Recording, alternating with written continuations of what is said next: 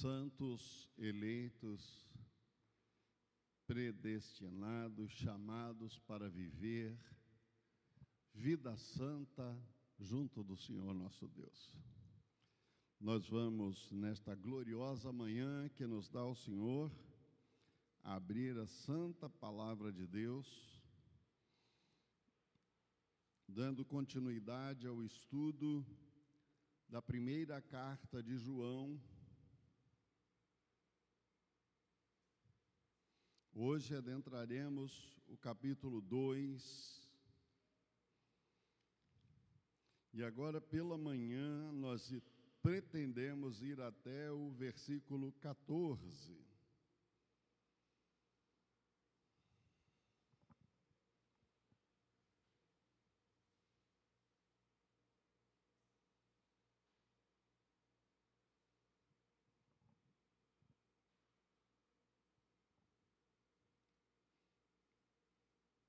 Meus filhinhos, escrevo a vocês estas coisas para que não pequem.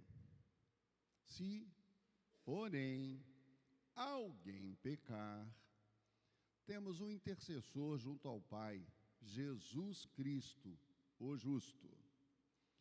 Ele é a expiação pelos nossos pecados, e não somente pelos nossos, mas também pelos do mundo inteiro. Desta forma, sabemos que o conhecemos, se obedecemos aos seus mandamentos. Aquele que diz que o conhece, mas não obedece aos seus mandamentos, é mentiroso e a verdade não está nele. Mas, se alguém obedece à sua palavra, nele verdadeiramente o amor de Deus está aperfeiçoado. Desta maneira, sabemos que estamos nele. Quem afirma que permanece nele, deve andar como ele andou. Amados, não escrevo a vocês um novo mandamento, mas o mandamento antigo que vocês têm desde o princípio. Esse mandamento antigo é a mensagem que vocês ouviram. No entanto, o que escrevo é um mandamento novo, o qual é verdadeiro, nele e em vocês. Pois as trevas se dissipam e já brilha a verdadeira luz. Quem afirma estar na luz, mas odeia seu irmão, continua em trevas. Quem ama seu irmão permanece na luz, e nele não há causa de tropeço. Mas quem odeia seu irmão está nas trevas e anda nas trevas e não sabe para onde vai, porque as trevas o cegaram.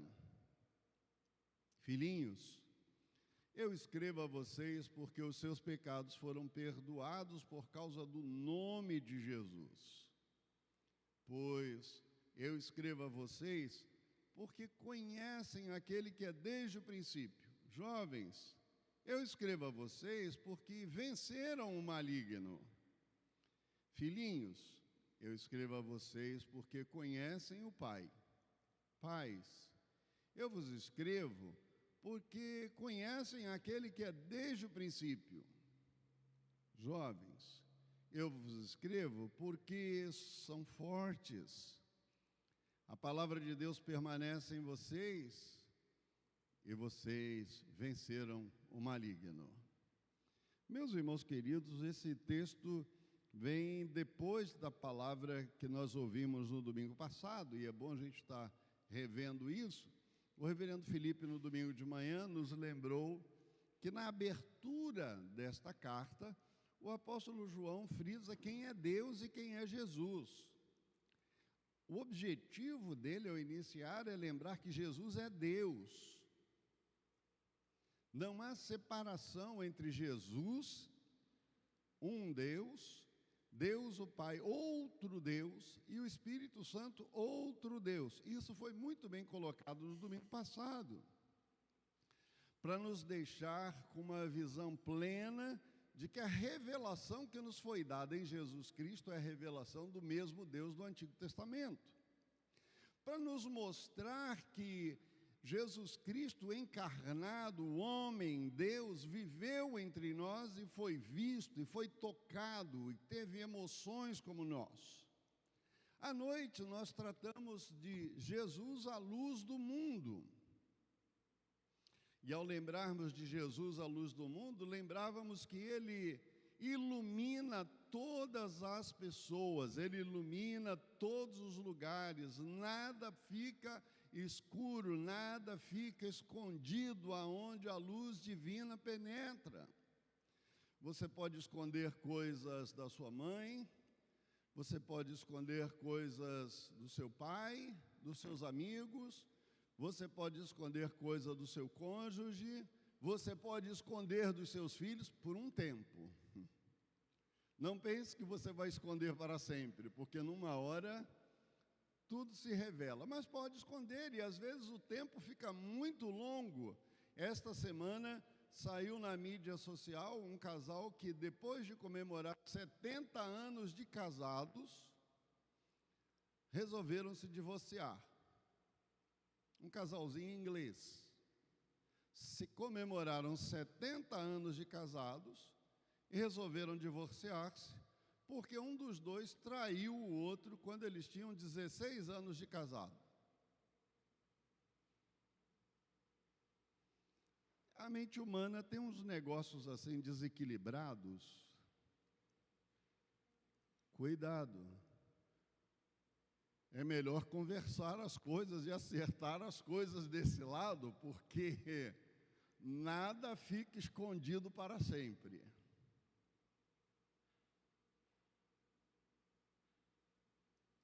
Mas de Deus você não esconde nada, nem um segundo.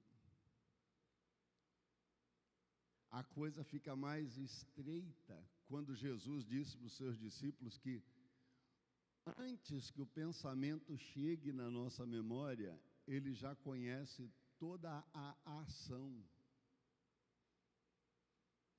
Então, a terceira perícope que nós vamos entrar agora, o apóstolo já começa dando um conselho dinâmico para os crentes, chamando-nos à verdade, ao amor e à perseverança. Ele nos convida como o amor que vence. E eu quero lembrar nesse tema hoje várias vezes. O amor vence tudo. O apóstolo Paulo, escrevendo na sua carta aos Coríntios, no capítulo 13, ele diz que o amor vence. Vence a tudo sofre, tudo crê, tudo suporta, tudo espera. Por quê? Jamais acaba. O amor é capaz de vencer muitas adversidades, é capaz de estar do lado quando todo mundo vai embora. O apóstolo João diz que Deus nos ama de tal maneira que enviou seu único filho para morrer pelos nossos pecados. O apóstolo Paulo combina isso para dizer assim: e ele morreu por nós quando nós ainda éramos inimigos. Você morreria pelo seu inimigo? Você pagaria uma dívida do seu inimigo? Pô, pastor, a coisa está tão apertada para o meu lado, eu vou pagar a dívida do meu inimigo? Pois foi o que Deus fez, enviando o seu único filho. E aqui o apóstolo João, o chamado discípulo amado, ele pastoreia a igreja como um pastor amoroso, caridoso. E ele lembra essa igreja dizendo assim: o amor vence tudo, o amor vence. E ele começa tratando a igreja assim: meus filhinhos. Você, quando lê esse texto e você começa a ler o texto até o versículo 14, você vai encontrar Pode deixar, não, já vai passar. Assim, meus filhinhos, jovens e pais. Pode dar a ideia de que ele está falando para as crianças, para os jovens e para os adultos, não é isso que pode dar a ideia? E sabe, muita gente tem interpretado esse texto assim, mas não é isso que o apóstolo está preocupado. Quando ele chama de meus filhinhos, e você observar o ensino, este ensino não é para as criancinhas, este ensino é para quem sabe o que é pecado, para quem sabe o que é transgressão, para quem sabe que pode e não pode fazer, para quem é capaz de tomar decisões. Então, para quem é esse tratamento de meus filhinhos? É para aqueles que eu amo. Sabe aquele casalzinho que trata um ao outro assim, filhinho, vem cá. Você conhece alguém que faz isso? Filhinha, vem cá. Amor, vem cá. Conhece alguém que trata assim? Pois é. O apóstolo João está preocupado com seus filhos na fé e ele os trata como filhinhos, sem importar a idade. Filhinhos, vem cá. Primeiro anúncio, você não fechou a Bíblia, né? Primeira linha, diz assim, filhinhos, não pequem.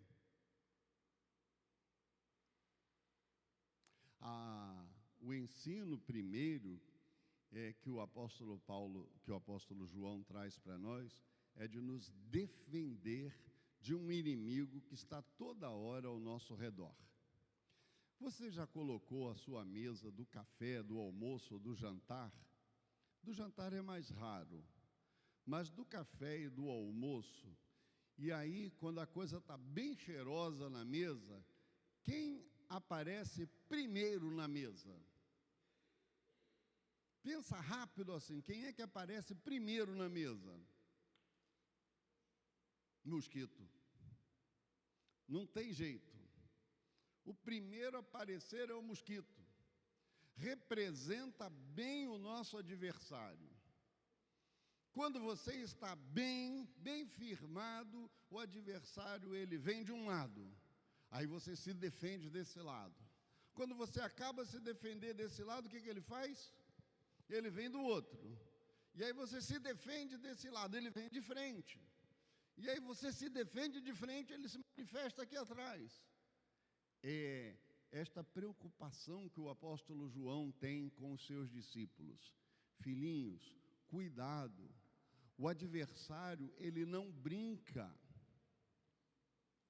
O pecado não brinca, não deem oportunidade para ele. Ele vai sediar você, ele vai tentar te enredar de todos os lados, seja com cheiro, seja com necessidades, seja com paixão, seja com alegrias, seja com tristezas, seja com doença, seja com saúde. Ele vai tentar você de todos os lados, ele vai te circundar de tal maneira que o apóstolo Pedro, tratando do mesmo assunto, ele diz assim: o diabo, vosso adversário, está ao redor de vós, buscando de toda forma para vos tragar, como um leão faminto.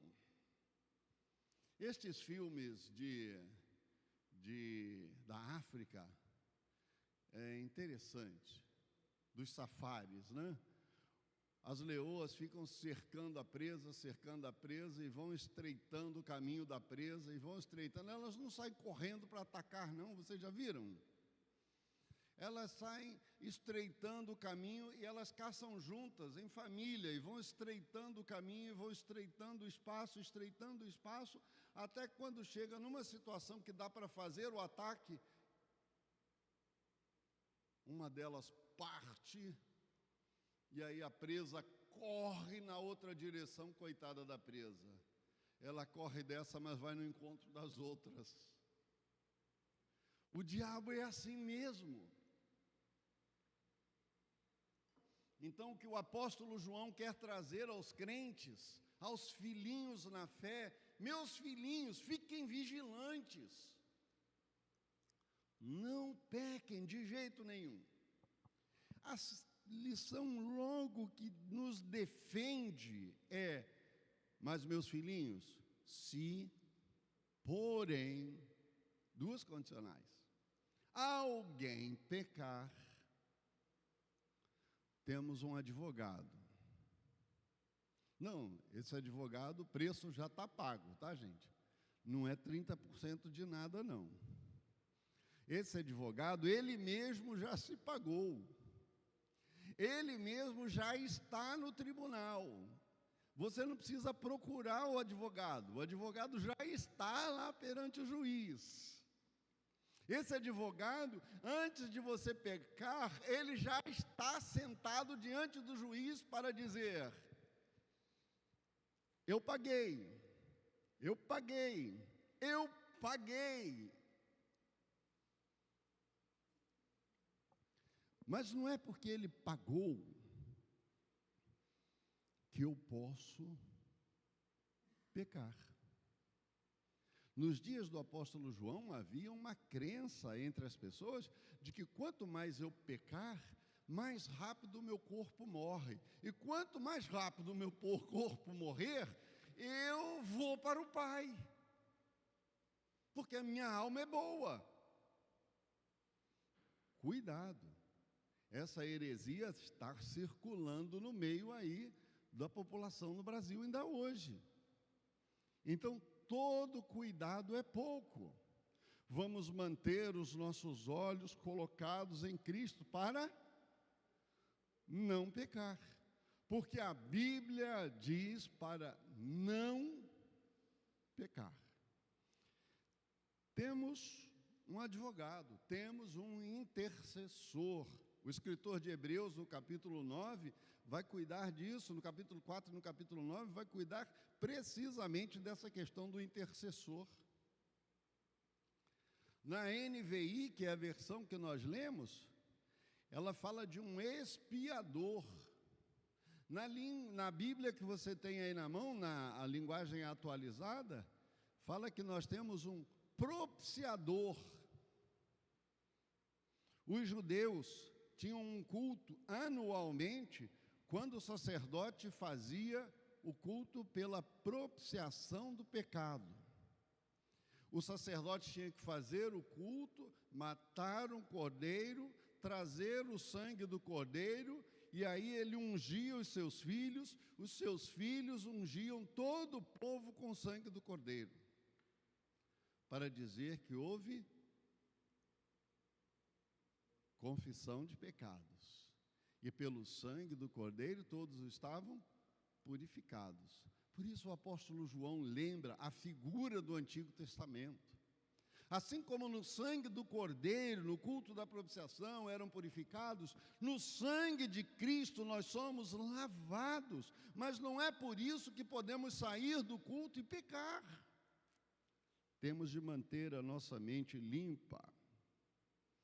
Se Cristo é a propiciação pelos nossos pecados, devemos aprender. E aí João passa ao segundo ponto do nosso sermão, que diz: o amor que vence nos ensina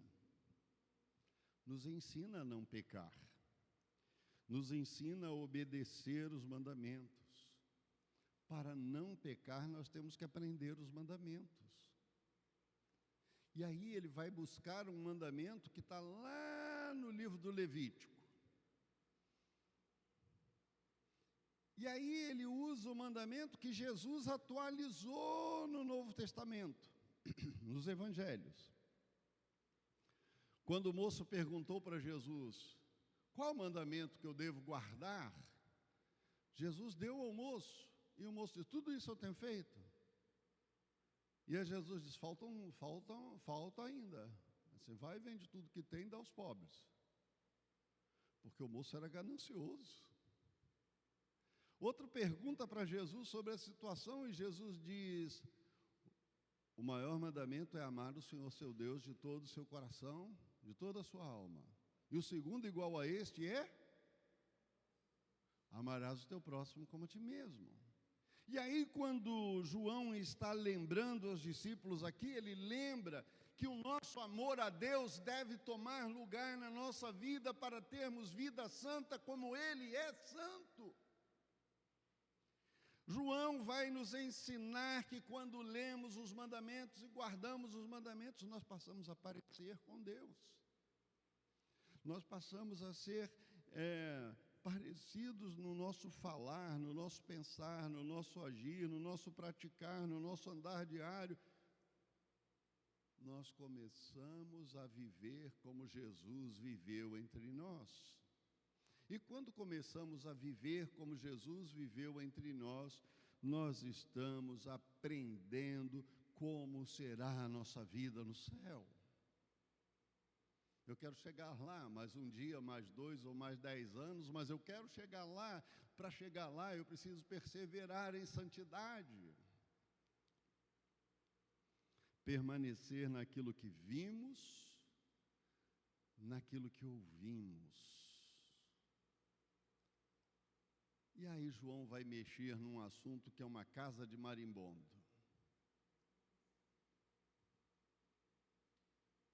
Uma casa de marimbondo para muitos irmãos e para muitas famílias. Quem ama seu irmão permanece na luz.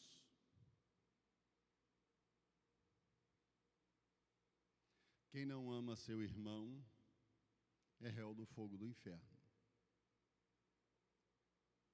Pastor, esse é o apóstolo do amor.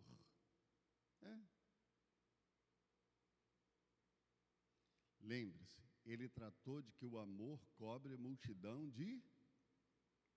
Jesus já tinha tratado desse assunto com os discípulos, por isso o apóstolo diz assim: o mandamento que eu trago não é novo, porque está lá no livro de Levítico, está lá no livro de Êxodo, mas o mandamento que eu trago é novo, porque Jesus deu um panorama novo nos mandamentos para trazer à nossa memória que é importante ter vida santa diante de Deus, mas não basta.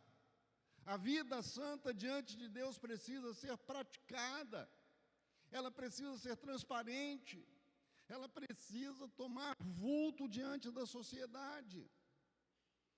Me lembro ainda quando eu era criança, caminhava pela rua, com a Bíblia na mão, e as pessoas diziam: ali vai um crente. Me lembro, quando ainda lá pelos idos de 83, entrava aqui em Manguinhos, a igreja presbiteriana ainda é no mesmo lugar hoje, você chega ali naquela Avenida dos Democráticos, em frente à Igreja Brasil para Cristo, ponto do ônibus era ali, descia ali, entrava naquela rua e ia lá próximo do canal, a igreja presbiteriana está lá. Eu era desconhecido na área, naquela época, seminarista pregava de paletó e gravata, 5 horas da tarde, solzinho de janeiro,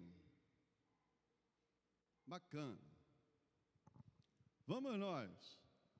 Primeira ou segunda vez que eu desci ali com a Bíblia no peito, os meninos que estavam com o fuzil já na mão, botavam o fuzil para trás e dizia: boa tarde, pastor. Eita Deus, o peito enchia de orgulho. Lá vai o seminarista, já sendo seminarista, segundo ano, já é chamado de pastor. Né? Coisa boa, estou com a Bíblia na mão.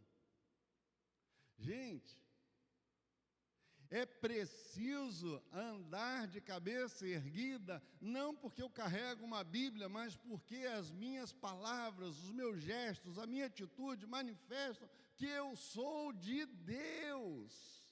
Com o passar do tempo, se eu chegasse lá para sábado e entrasse correndo, às vezes, para a programação da juventude, eles já diziam para mim: boa tarde, pastor, boa noite, pastor. E ficavam vigiando a minha entrada e a minha saída. Eu tinha segurança naquela época. É importante lembrar que as nossas atitudes falam mais alto do que as nossas palavras. Então o apóstolo João quer que nós vivamos assim. Os seus vizinhos veem, os meus vizinhos veem, se eu amo o meu irmão ou se eu não amo o meu irmão.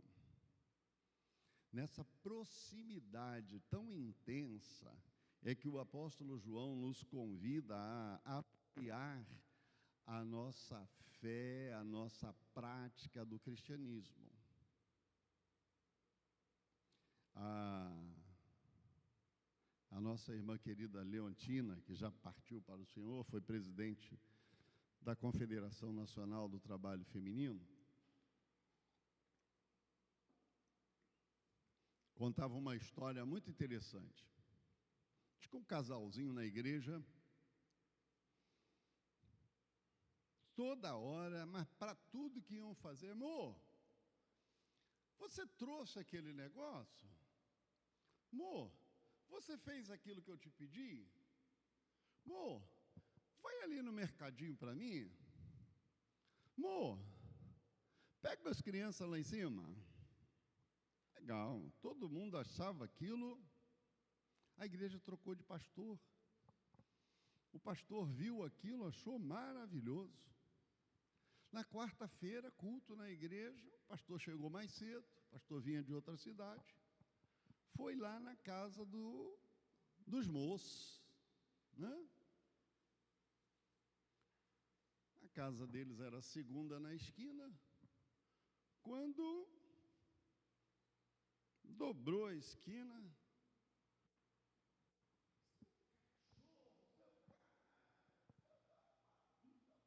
caiu, né?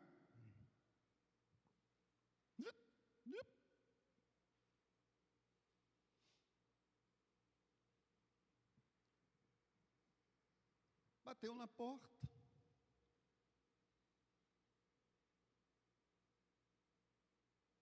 De repente, o tratamento mudou.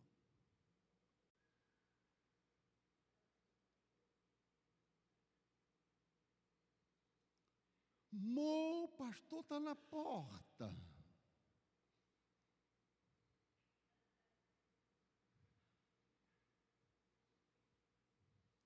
Como é que você trata seu irmão? Jesus, tratando desse assunto, diz que quem chama o seu irmão de louco é réu do fogo do inferno. O apóstolo João é mais brando. Ele diz que quem ama seu irmão permanece na luz. Quem não ama seu irmão, está com a Bíblia aberta ainda aí?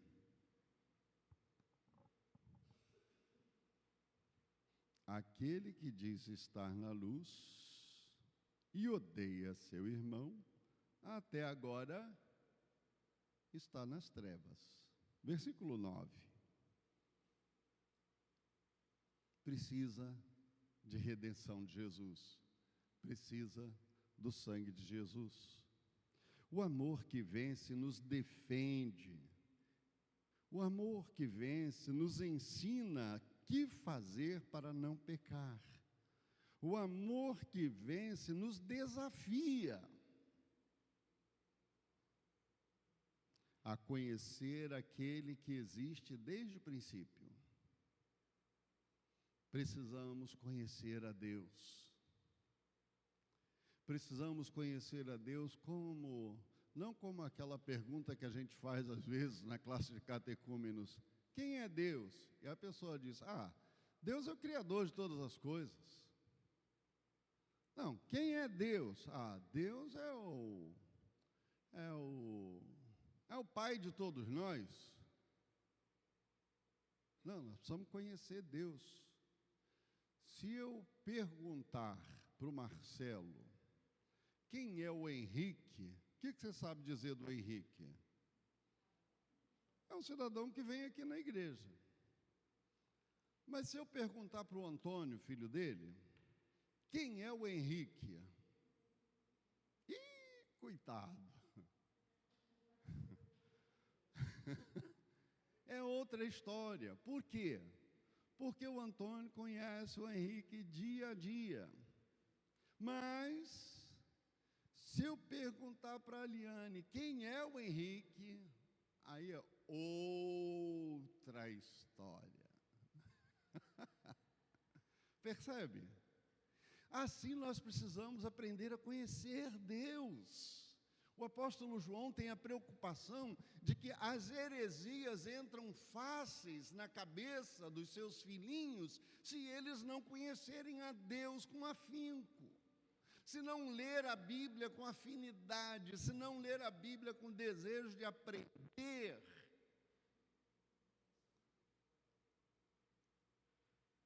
Vão conhecer Deus como quem planta batata doce. Sabe como é que planta batata doce, né? Não? Batata doce é bom de plantar no verão, na areia. Dá muita batata doce, doce. Mas quando passa o período das chuvas, a batata não fica boa mais, não tem jeito. Aquela terra arenosa mesmo, boa, aquela que preserva a umidade, dá uma batata boa. Mas se você quer plantar uma árvore que vai dar frutos por muitos anos, precisa ser em terra firme. Não pode ser plantado na areia. Tem gente que tem uma fé de batata doce. Fé na areia. Acaba rápido. Quando você conhece a Deus de verdade, conhece a Jesus Cristo na intimidade, você vence o maligno. E é isso que o apóstolo está trazendo até o final desse ensino.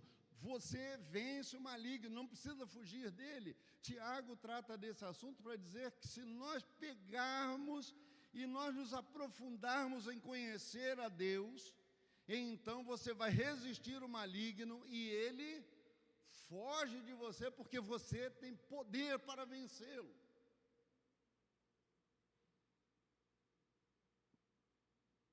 Você se torna poderoso para vencer o maligno à medida que você se aprofunda em conhecimento de Deus. E se você conhece ao Pai, conhece ao Filho, você permanece na palavra. O amor que vence é o amor que ensina, é o amor que nos desafia. E a gente aplica isso dizendo: quem é Jesus para você? Um advogado, um grande advogado que cuida de mim hoje em todos os momentos. Sabemos que o conhecemos quando nós obedecemos os seus mandamentos, quando permanecemos naquilo que nos ensinou, quando amamos o nosso irmão. Quais são as consequências desse aprendizado? Somos aperfeiçoados em amor, temos os nossos pecados perdoados, vencemos o maligno. A palavra de Deus permanece no nosso coração. Que Deus te abençoe. Que você tenha um domingo lindo, marcado pelo poder de Deus.